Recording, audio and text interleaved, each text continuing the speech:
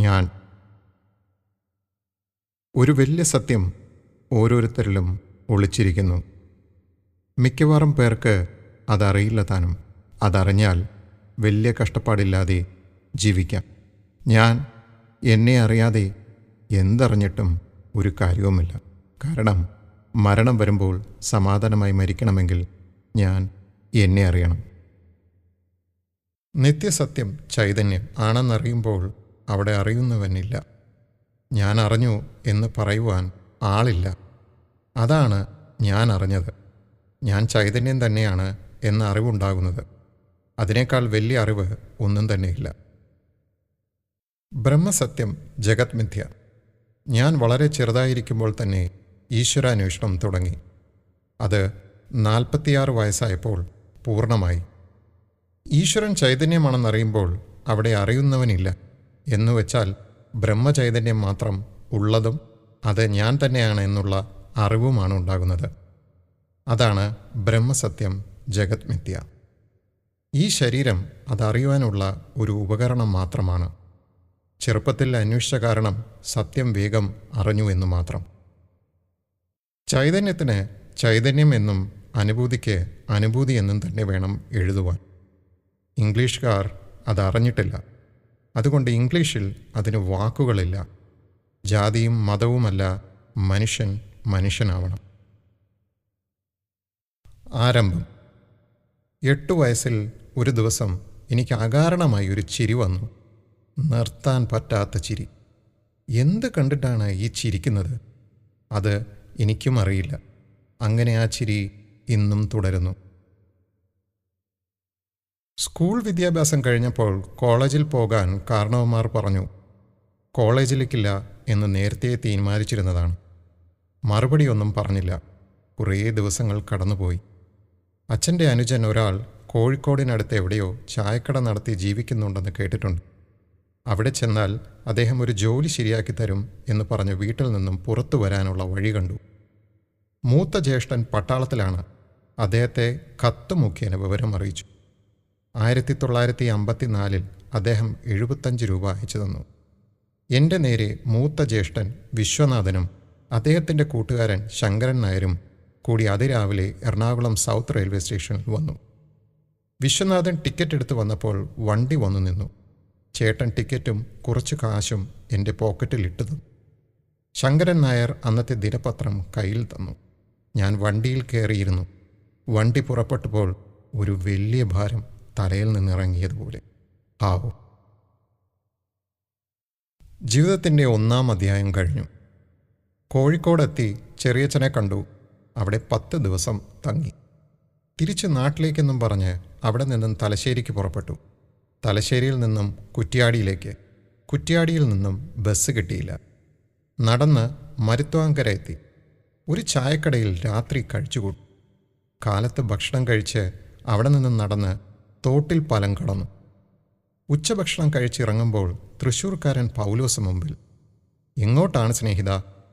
മല ചൂണ്ടിക്കാണിച്ചുകൊണ്ട് പറഞ്ഞു. അങ്ങോട്ടാണ്. ഞാനും വരട്ടെയോ? വന്നോളൂ. ഞങ്ങൾ 2 പേരും ചേർന്ന് നടന്നു.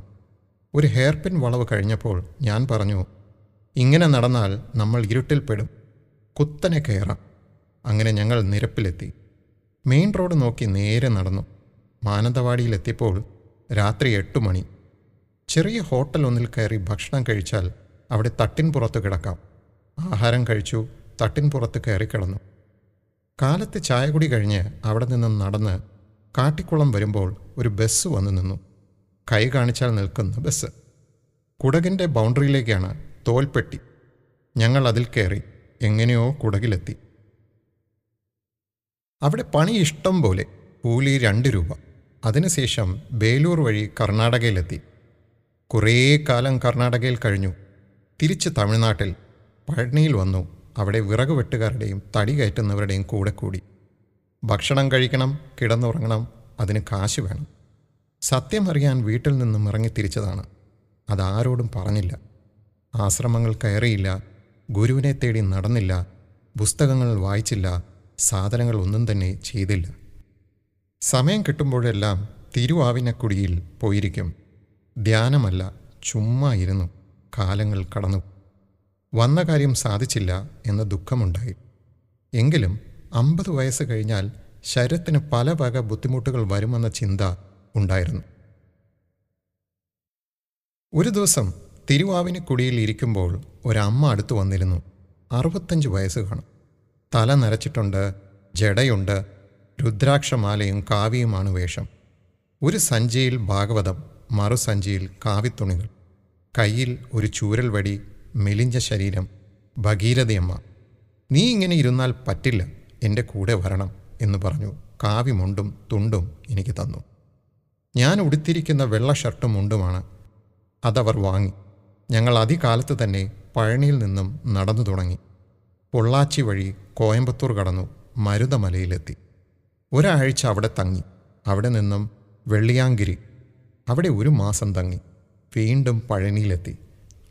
പിറ്റേന്ന് മധുര വഴി തിരുപ്പുറക്കുണ്ട്രം വന്നു. ഞാൻ നക്കീരൻ ഗുഹയ്ക്ക് വെളിയിൽ പാറപ്പുറത്തും അമ്മ അമ്പലത്തിൻ്റെ പുറത്ത് ആളുകൾ കിടക്കാറുള്ള സ്ഥലത്തും കിടന്നു. മാസങ്ങൾ കഴിഞ്ഞു. ഞങ്ങൾ വീണ്ടും പഴനിയിലേക്ക് വന്നു. അമ്മ അവരുടെ വീട്ടിലേക്ക് പോയി. ഞാൻ പഴനിയിൽ തന്നെ ഇരുന്നു. അതിനിടെ ഭഗവത്ഗീത പോക്കറ്റ് ബുക്ക് കയ്യിൽ കിട്ടി.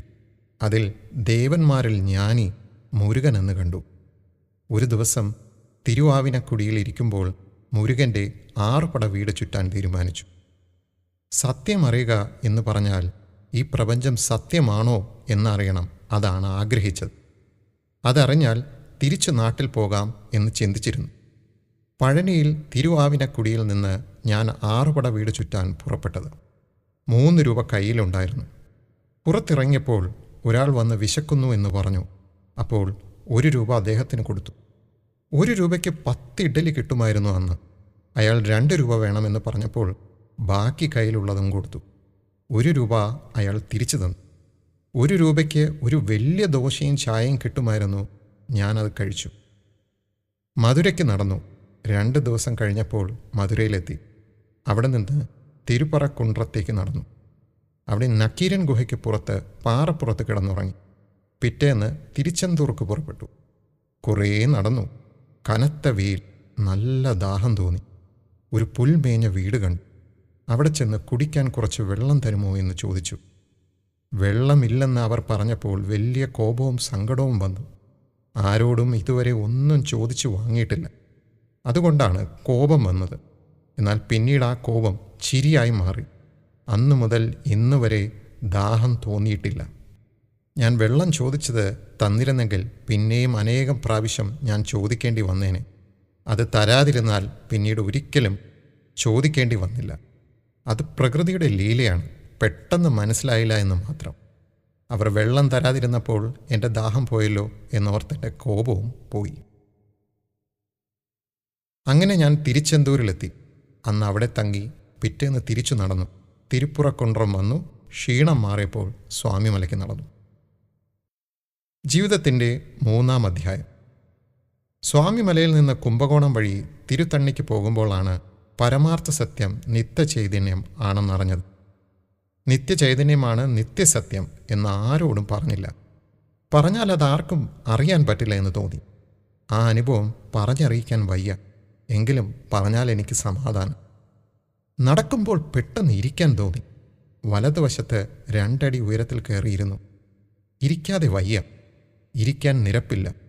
ഇരുന്ന് കുറച്ച് സമയത്തിനുള്ളിൽ പൊടി പടലം നിറഞ്ഞ അന്തരീക്ഷത്തിൽ ഒരു മിനുക്കം കണ്ടു. ആഹാരം കഴിച്ച് പല ദിവസങ്ങളായതിനാൽ കണ്ണടച്ചും തുറന്നും 2 പ്രാവശ്യം നോക്കുന്നതിനിടയിൽ നെറ്റിയിൽ പൊട്ടു തുടർന്നിടത്തൊരു ചലനമുണ്ടായി. ഒരു പ്രകാശം ഉള്ളിലേക്ക് കടന്നു. ഇരിക്കുന്നതിന് മുൻവശത്ത് ഒരു മരമുണ്ടായിരുന്നു. അത് മുകളിൽ നിന്ന് താഴേക്ക് ചൈതന്യമായി മാറി. ചെവിയുടെ മുകളിൽ ഇരുവശത്തും 2 ബൾബുകൾ മാതിരി ചെറുതായി തെളിഞ്ഞു. ഒന്ന് ചെറുതും മറ്റൊന്ന് കുറച്ചുകൂടി വലുതുമായിരുന്നു. അതിനിടയിൽ ഇടത്തെ ചെവി ഡും എന്ന ശബ്ദത്തിൽ അടഞ്ഞു. എല്ലാം 1/2 സെക്കൻഡിൽ നടന്നു. എപ്പോഴും ഇരിക്കുമ്പോൾ സൂര്യനെ നോക്കാറുണ്ട്. സമയമറിയാൻ വേണ്ടിയാണത്. രാവിലെ 11-11:30 മണിയായി കാണണം. എൻ്റെ അനുഭവത്തിൽ മുഴുവൻ സമയവും ചൈതന്യമായിരുന്നു. എഴുന്നേൽക്കുന്നതിന് മുമ്പ് പൊങ്ങി വരുന്ന ആനന്ദം അനുഭവിച്ചു. ശ്വാസം മുട്ടുന്നത് പോലെ തോന്നി. അത് കുറച്ച് സമയം മാത്രം. സമയം ഇരുട്ടാവാൻ തുടങ്ങിയിരിക്കുന്നു. 6-7 മണിക്കൂറുകൾ മുഴുവൻ സമയവും ചൈതന്യമായിരുന്നു. ഒന്ന് എഴുന്നേറ്റ് നിന്നതറിയാം. പിന്നെ റോഡിലേക്ക് ഇറങ്ങിയത് മുതൽ രാവിലെ വരെ ഓർമ്മയില്ല. 6 ശിക്കാരി നായ്ക്കൾ റോഡിലിരിക്കുന്നു. അവിടെ ഒരു പുൽവീടുണ്ടായിരുന്നു. റോഡിൻ്റെ ഇടതുവശത്ത് ഒരു 45 വയസ്സുകാരൻ നടക്കുന്നുണ്ടായിരുന്നു. നായ്ക്കളെ കണ്ടപ്പോഴാണ് ഓർമ്മ തിരികെ വന്നത്. ഭയമില്ലാതെ അതിനിടയിലൂടെ നടന്നു. കൈ ചെറുതായി വീശിയിരുന്നു. ഒരു നായയുടെ മൂക്കോ വായോ കയ്യിൽ തട്ടി. കൈ കൂട്ടിപ്പിടിച്ചപ്പോൾ നായ പോയി. വടലൂർ രാമലിംഗസ്വാമികൾ പറഞ്ഞിട്ടുണ്ട്, കൈ വീശി നടക്കുന്നതും അഹങ്കാരമാണ്. ഒരാഴ്ചയിൽ ഏറെ വടലൂരിൽ ഉണ്ടായിരുന്നു. അവിടെ നിന്നും തിരുത്തണ്ണിയിലേക്ക് പുറപ്പെട്ടു. എത്തിയത് തിരുവണ്ണാമലയിൽ. മുലപ്പാൽ തീർത്ഥത്തിനടുത്ത് ദണ്ഡപാണി ആലയത്തിൽ കുറച്ചുനാൾ തങ്ങി. ഇപ്പോൾ 43 വർഷങ്ങളായി തിരുവണ്ണാമലയിൽ. ബ്രഹ്മസത്യം ജഗത് മിഥ്യ. ബ്രഹ്മം ചൈതന്യം മാത്രമാണ് വാസ്തവത്തിലുള്ളത്. നമ്മൾ ഈ കാണുന്ന ലോകം മരീചിക പോലെ. മരുഭൂമിയിൽ വെയിലിൻ്റെ അതിപ്രസരത്തിൽ അത് വെള്ളം പോലെ തോന്നി. മൃഗങ്ങൾ ഓടിച്ചെല്ലും. മൃഗങ്ങൾ ചെല്ലുമ്പോൾ ആ നിഴൽ ഒരു പ്രത്യേക അകലത്തിൽ പോയിക്കൊണ്ടിരിക്കും. വെയിൽ കാരണം മരുഭൂമിയിൽ വെള്ളമുണ്ടെന്ന തോന്നൽ ഉണ്ടാകുന്ന പ്രതിഭാസമാണിത്. എത്ര ഓടിയാലും അതൊരു പ്രത്യേക ദൂരത്തിൽ അകന്നു പോകും. അങ്ങനെ മൃഗങ്ങൾ ചത്തുവീഴും. മനുഷ്യനും അങ്ങനെ തന്നെയാണ്. സുഖം തേടി ഓടി ഓടി അവനും ചത്തുവീഴും. തത്വസാരം. അനാദ്യന്തമില്ലാത്ത വേദാന്ത സത്യം സ്വയം സ്വപ്രകാശസ്ഥിതം നിത്യമാകും.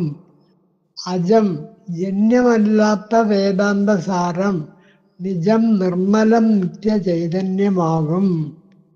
അർത്ഥം: ആദ്യവും അവസാനവും ഇല്ലാത്ത വേദാന്ത സത്യം അതിനെ തന്നെ പ്രകാശത്തിൽ സ്ഥിതി ചെയ്യുന്നതും നിത്യവുമാകുന്നു. ജനിക്കാത്ത എന്നെന്നും ഉണ്ടായിരുന്ന വേദാന്തസാരം സത്യവും പരിശുദ്ധവും നിത്യചൈതന്യവുമാണ്.